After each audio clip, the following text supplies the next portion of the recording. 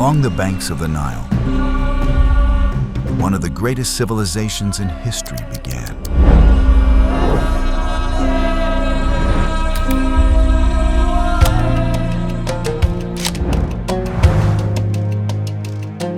Not with kings or pharaohs, but with its people.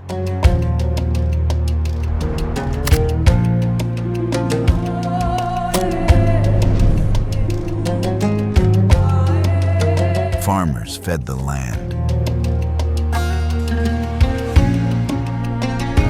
Builders and engineers shaped it. Artists, healers, and thinkers gave it meaning and order. Each role mattered. Each skill built something greater than itself.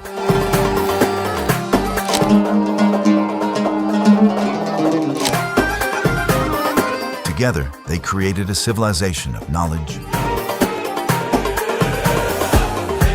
And today, their legacy still lives on. Because great civilizations are not remembered for power alone. They are remembered for what their people create.